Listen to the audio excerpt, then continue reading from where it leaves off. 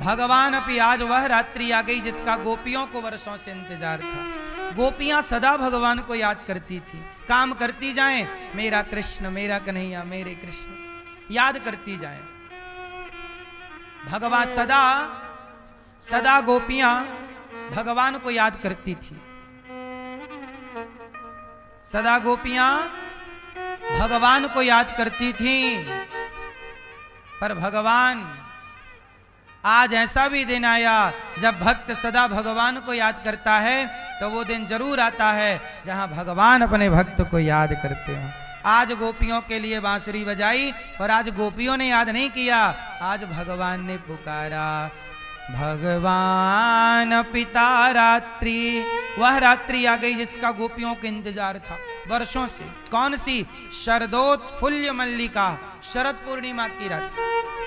वीक्षरन तुम, आज बहुत मन हो रहा रन तुम रमण करने का, तो किसका आश्रय लिया? मैया चला लो मोबाइल।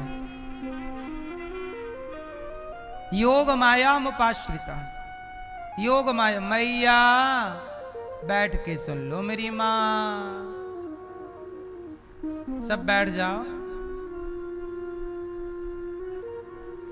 शरदोत्फुल्ल मल्लिका, शरद पूर्णिमा की रात्रि। कब रास रचाए भगवान? शरद पूर्णिमा। इसलिए बिहारी जी साल में एक बार शरद पूर्णिमा के दिन बांसुरी लेते हैं, बाकी दिन बिहारी जी के हाथ में बांसुरी, क्योंकि एक दिन ही बांसुरी भगवान ने जगत के लिए बजाई। पहली बार बांसुरी उठाई और आज गोपियों को बुलाया। राधा, ललिता, विशाखा, चंपकलता, तुंग देवी, सुदेवी, चंपकलता आओ।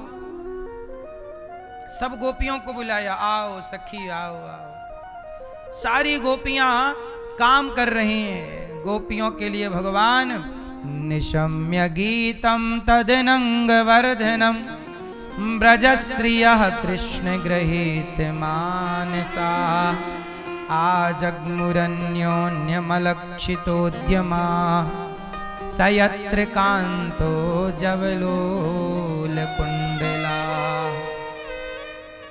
निशम्य गीतम, आज सुंदर गीत क्लीम बीज मंत्र छोड़ा और भगवान ने आज गोपियों का आवाहन किया। आओ आओ आओ आओ सखियो आओ।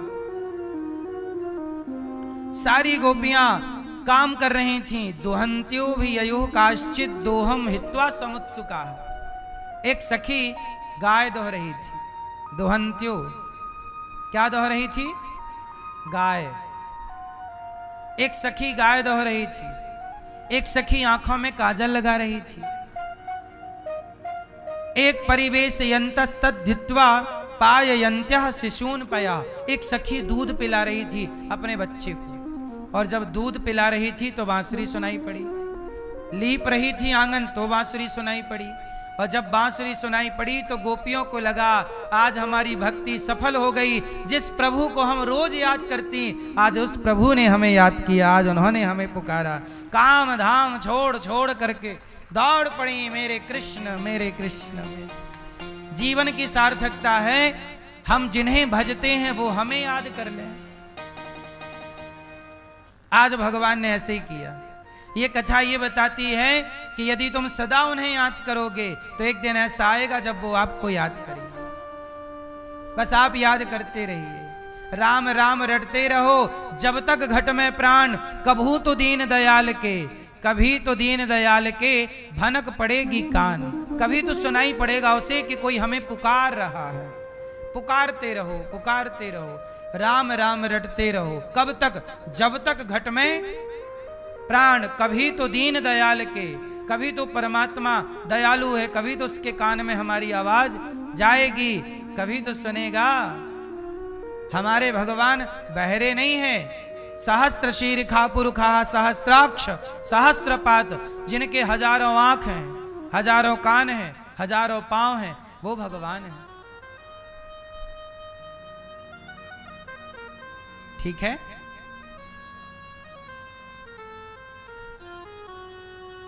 इसलिए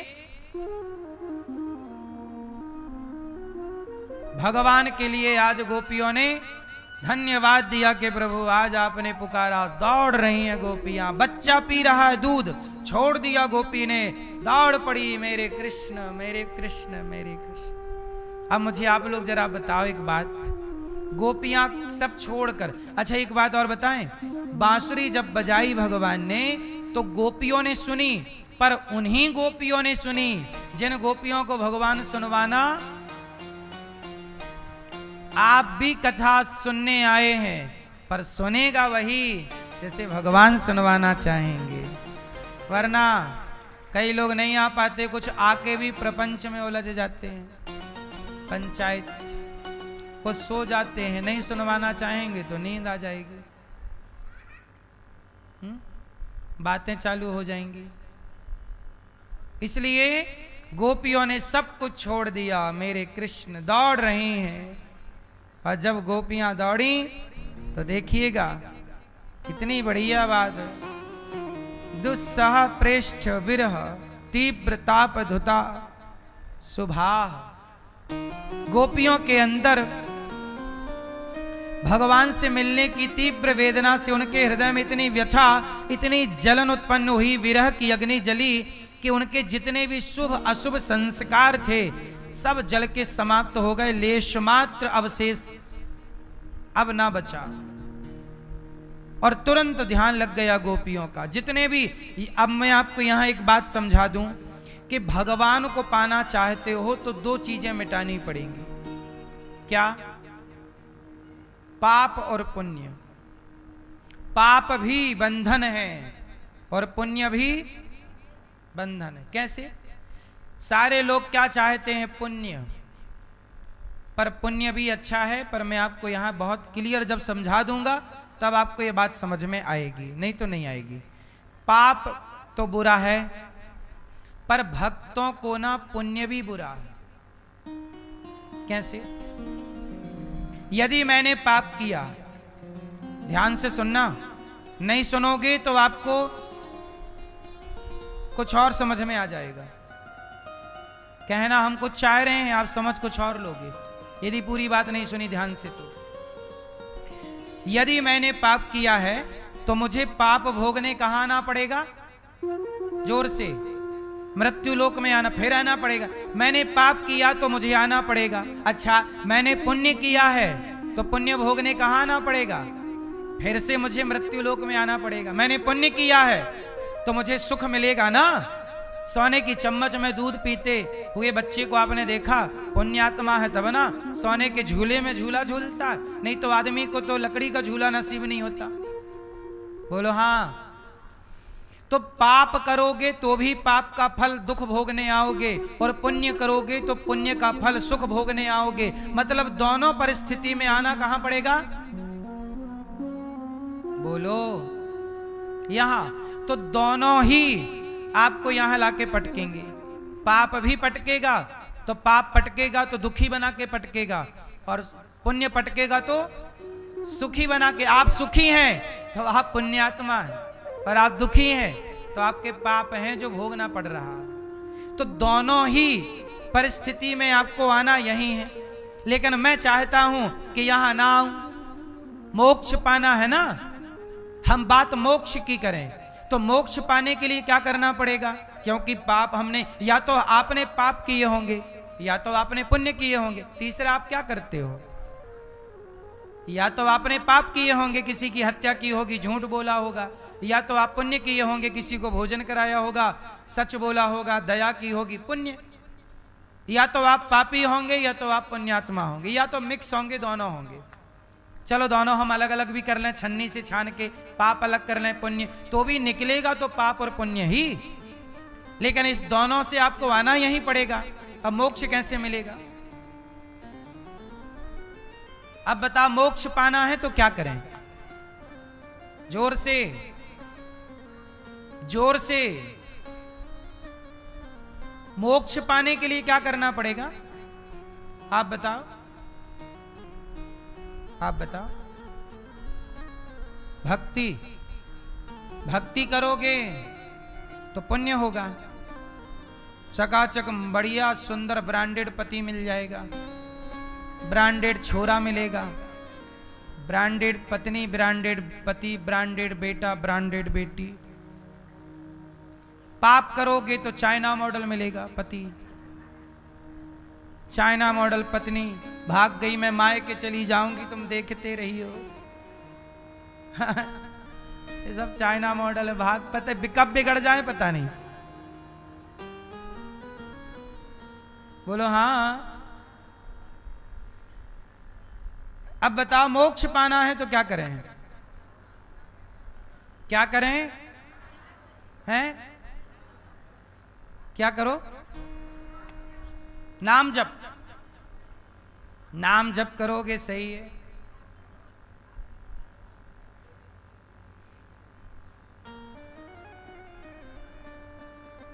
भटक रहे हो, बहुत ध्यान से सुनना इन बातों को। ये बार बार बातें बोली भी नहीं जाती, प्रसंगवश हम बोल देते हैं कभी कभी। कबीरदास जी कहते हैं, चलती चक्की देख कर दिया कबीरा, दो पाटन के बीच में साबुत बचाना। ये चलती चक्की पाप और पुण्य की चक्की है, जीवन और मृत्यु की चक्की है, सबको पीस रही है। दो पाटन के बीच में जन्म मृत्यु सबकी हो रही है। आपका जन्म हुआ फिर मर गए, जन्म हुआ फिर मर गए, जन्म हुआ फिर मर गए, जन्म हुआ, यही चल रहा। करोड़ों बार से आपका यही चल रहा। चलती चक्की देख कर कबीर जी रो रहे हैं, दिया कबीरा रोए, कोई साबुत नहीं है, सब पिस रहे। तब कबीरदास जी का एक धर्म का बेटा है कमाल। कबीरदास जी का कौन बेटा है? कमाल। नाम कमाल है, धर्म का बेटा है। धर्म का बेटा बोला, कमाल पिताजी चलती चक्की चलने दे, पिस पिस आटा होए पर कीले माही जो रहे। चक्की में कील होती है बीच में, वो कील में यदि दाना घुस जाए तो कितनी भी चक्की चले वो दाना नहीं पिसता। जो एक भगवान की श्री हरि की शरण में चला गया वो मोक्ष पाएगा। वो पाप पुण्य सब नष्ट। गोपियां भगवान की शरण में आई, सब छोड़ करके उनके सारे पाप पुण्य नष्ट हो गए और वो मोक्ष की अधिकारी हो गए। मोक्ष पाने वाले को अपने पाप तो नष्ट करने ही पड़ेंगे, पर अपने पुण्य से भी उसको छुटकारा पाना पड़ेगा। जो पुण्य मैंने किए हैं, याद रखिएगा, यदि मैं भगवान की शरण में चला गया, शरणागत ग्रहण कर ली, विभीषण की तरह शरणागति, सब शरण में गया तो मेरे पाप तो हो जाएंगे नष्ट। सन्मुख हो ही जीव मोहि जबहि, जन्म कोटि अघनासहि तबहि, पाप हो जाएंगे नष्ट। पर जो मैंने पुण्य किए हैं, पुण्य जो है मेरे बेटा बेटी में, मेरे परिवार में भगवान बांट देंगे और मुझे पुण्य से भी मुक्त करके मोक्ष का अधिकारी बना देंगे। आप जो पुण्य करते हो, यदि आपका मोक्ष जिस दिन होगा तो आपके सारे पुण्य आपके बेटा बेटियों में बांट दिया जाएगा और पाप कर दिया जाएगा नष्ट। पाप बच्चों में नहीं बांटा जाता, पर पुण्य बच्चों में बांटा जाता। ये केवल उनके लिए सुविधा है जो मोक्ष के अधिकारी बनने वाले, क्योंकि मोक्ष का अधिकारी जो बनेगा वो ऑलरेडी पुण्यात्मा होगा, पापी तो हो नहीं सकता। समझो ना, जो पुण्यात्मा होगा वही ना मोक्ष का अधिकारी। और मोक्ष का अधिकारी है तो आपके पुण्य बहुत होंगे, तो वो बहुत पुण्य कहाँ जाए। इसलिए कहते हैं कि माँ बाप के पुण्य से बच्चों का यश कीर्ति बढ़ती है। माँ बाप जितने पुण्यात्मा होते हैं बच्चों को उतना सुख मिलता है, और माँ बाप जितने पापी होते हैं उनका फल बच्चों को भोगना पड़ता है। इसलिए कहावत कहते हैं कि बाढ़े पूत पिता के धर्मा, माँ बाप के धर्म कर्म से पुत्र की वृद्धि होती। यदि पुत्र बहुत मेहनत करने के बाद भी सफल नहीं हो पा रहा है तो यह माँ बाप के पाप का कारण है। इसलिए माँ बाप के पुण्य से, जैसे माँ बाप का माँ का खाया हुआ अन्न बच्चे के पेट में चला जाता है गर्भवती स्त्री, जैसे माँ का खाया अन्न बच्चे के पेट में रस के रूप में जाता है, ऐसे माँ बाप के द्वारा किया गया पुण्य बच्चे को आगे ले जाने में सहायक होता है। इसलिए भगवान कृष्ण जब प्रकट भये तो भगवान कृष्ण के प्रकट होने पर नंद बाबा ने कन्हैया के नाम से गौ दान किया, भूमि दान किया, अन्न दान किया, ताकि इस पुण्य से मेरे कन्हैया की आयु लंबी हो। मेरे पहले के जमाने में बच्चा होता था तो बच्चे के नाम से लोग पुण्य करते थे कि मेरे बेटे के नाम से ये पुण्य, मेरे बेटे के नाम से ये, ताकि उससे उस पुण्य से उसके जीवन में आने वाला संकट टल जाए, कट जाए। और बच्चे की आयु, आप जब कोई पुण्य करते हो तो अपने आप आपके बच्चों की आयु लंबी हो जाती है। इसलिए कहता हूं बच्चों के नाम से गौरी गोपाल में संतों के लिए भोजन का दान किया करो।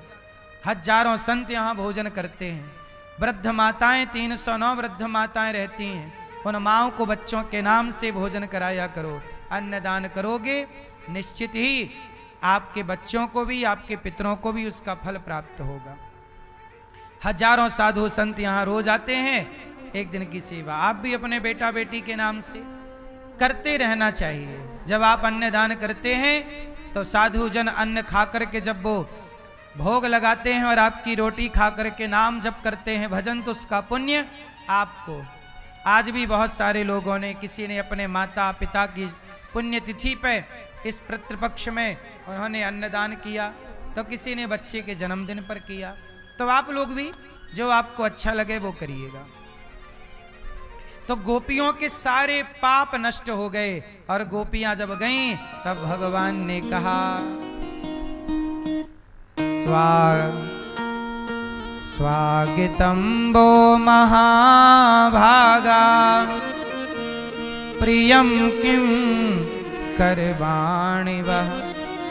तो मोक्ष पाना है तो क्या करना पड़ेगा? आत्म समर्पण।